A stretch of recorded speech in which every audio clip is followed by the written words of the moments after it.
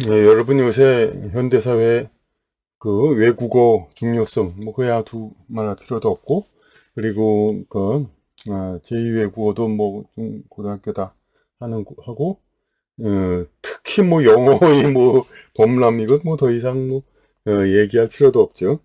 그런데 이런 그 와중에서 우리가 예전에 좀 중국어가 좀 그 많이 배우는 듯 하더니 요새는 좀 덜 배우고 뭐 좀 그런 건 얘기도 있고 뭐 그런 얘기도 있는데 그런데 여기서 새삼스럽게 중국어가 왜 배우는데면 좋은가 이것을 좀 얘기를 해보겠습니다. 이것은 그러니까 결론을 먼저 얘기하면은 단순히 중국어는 외국 사람과 통하기 위해서 우리가 배울 필요가 있다 그런 뜻이 아닙니다. 그러니까 바로 우리 스스로를 위해서 이제 필요한 것이기도 합니다. 그러니까 어,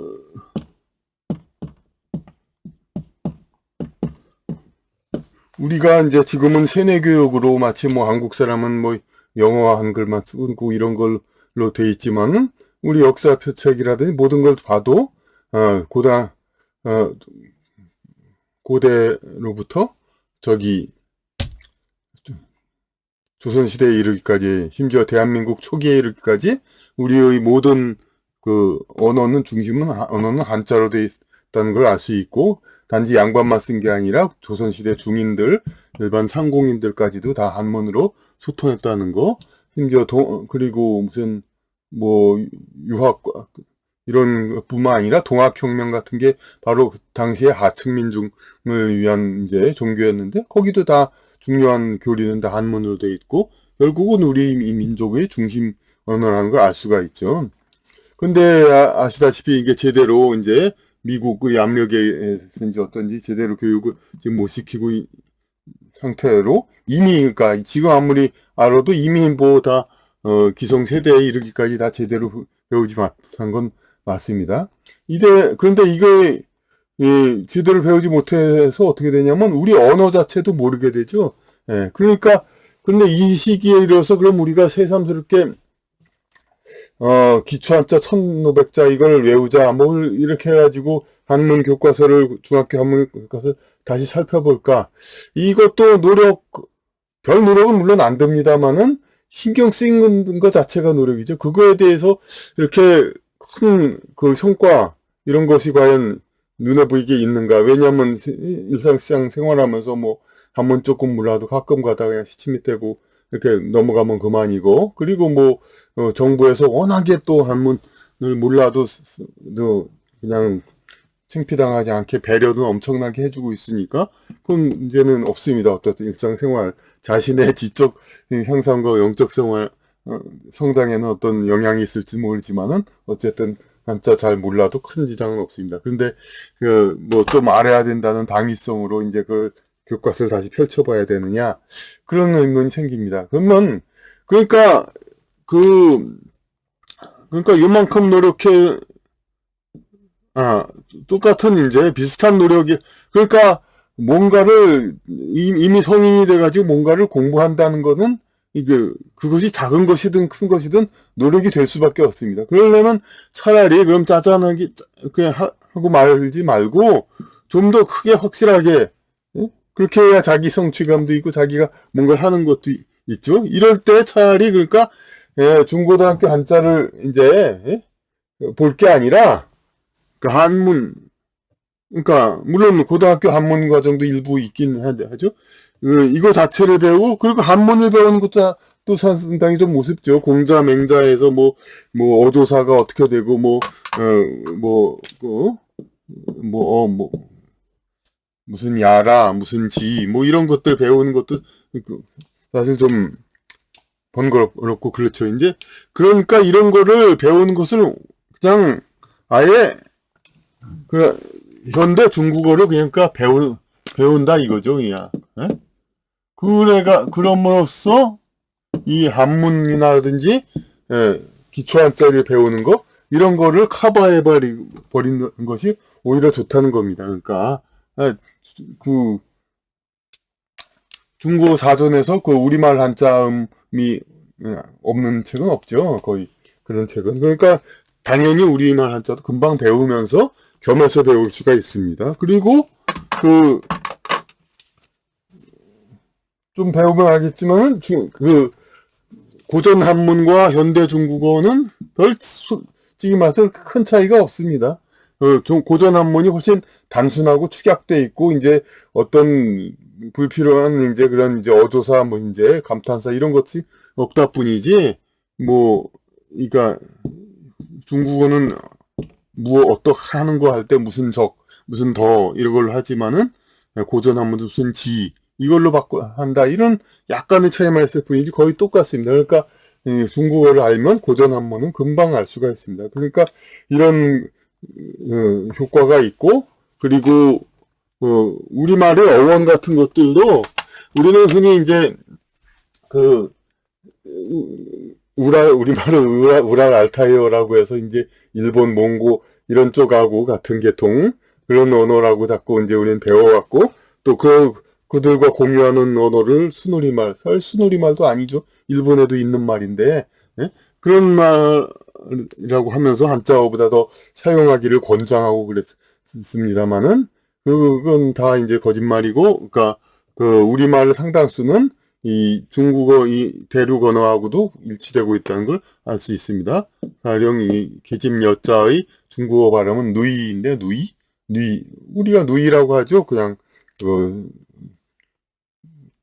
여동생이나 손이 누나 이런 사람 누나라는 것도 사실 부르는 누이야 그런 부르는 건데, 이것을 일반 명사로 하기엔 조금 우리가 어색하죠. 그러니까 어떤 아무개 씨 누나가 어쨌다 그러면 뭔가 좀 정서적인 면이 들어있는데 누나라고 하니까 좀 어색하죠. 이제 그러니까 이런 이제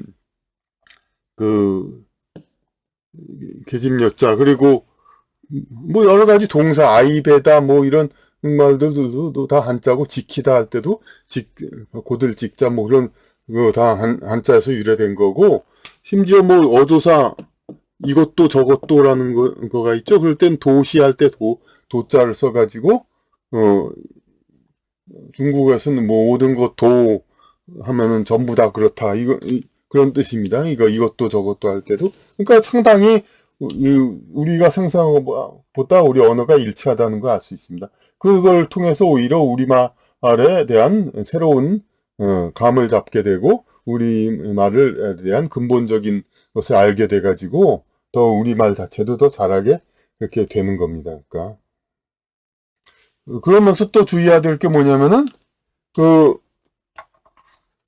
영어도 그렇죠. 이제 그냥 영어를 공부하는 건 좋은데 하려면은 그러니까 영어 독해력 학술어를 잘 읽게 하면 되는 것이지, 영어 회화니 그런 거 자꾸 막 가르치고 그래서 뭐에 소용이 있습니까? 그거 아무리 영어 회화 돈 들고 그냥 힘들어서 배워봤자 미국 가서 그냥 한 달 사는 것만 또 못하죠. 예. 그러니까 그거는 실제로 나중에 미국 출장 갈 일이 있으면 약간 훈련해서 이렇게 가서 이렇게 빨리 하고 그러면 되는 거지, 우리 보통 한국 사람이 이렇게 영어를 회화를 할 필요가 있습니다. 그래서 길 가는 외국 사람 있으면 괜히 말 걸고 찝쩍대는 데가 필요하죠. 그래서 저는 예전에 어릴 때는 좀 그랬을지 모르지만 최근에는 외국 사람 만나도 일부러 말 걸지 않습니다. 왜 쪽팔리게, 그러니까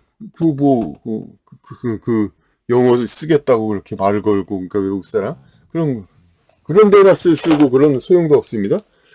마찬가지로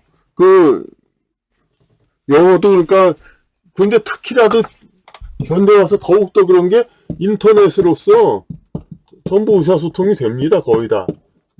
우리 한국인 집안 식구끼리도 카톡으로 의사소통하는 세상에, 아니 그래 무슨 외국인하고 얘기할 때 분명하게 자료도 남고 이렇게 하면서 인터넷 문서로 써든지 얘기하지, 꼭 만나서 악수하고 무슨 코로나도 있는데 그럴 필요가 있습니까? 그러니까 영어 회화 쓸모도 없고 중요한 것도 아닙니다. 그러니까 아직도 듣기 평가니 하면서 비행기를 못 나가게 하고 쓸데없는 짓들 하고 있는데, 이건 정말 철폐돼야 하고, 하여튼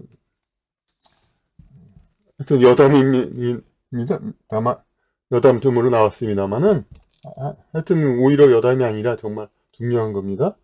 그런데 이것은 중국어에도 마찬가지입니다. 중국어도 이제 어떤 중국어나 일본어 가르친 사람 그 교육 시장을 생각하면은 뭐 그 사람들은 또 그렇게 그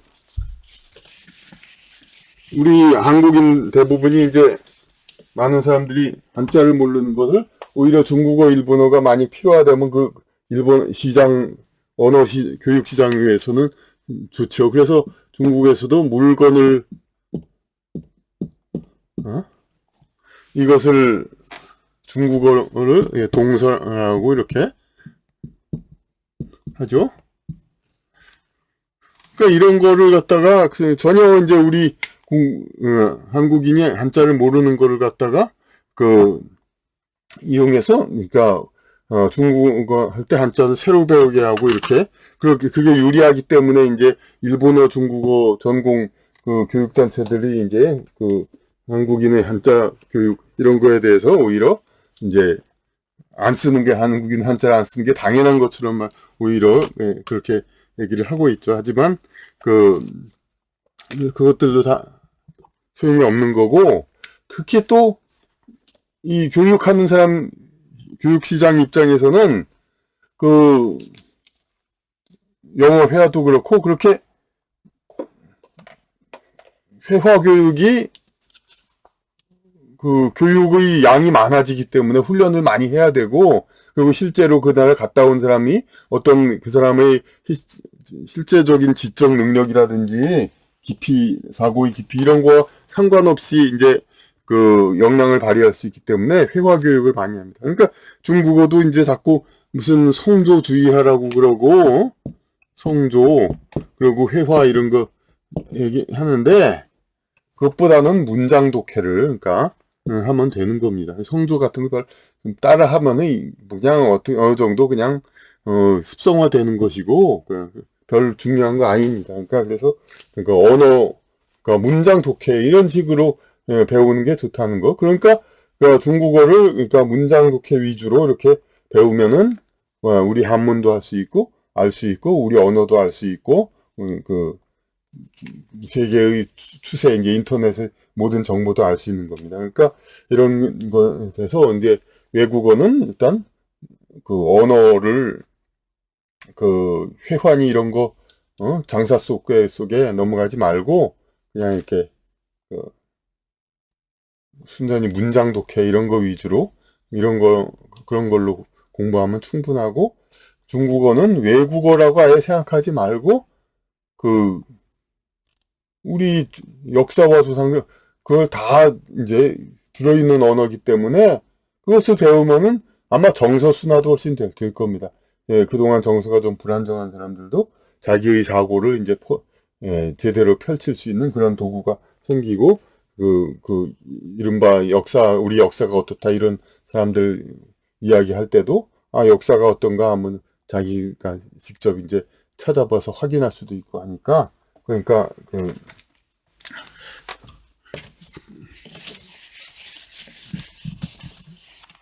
아까 이제 물건 동서 이런 거는 이제 거꾸로 할 때 얘기한 겁니다. 그러니까 뭐냐면 이제, 중국 사람한테 한국어를 가르칠 때, 이제,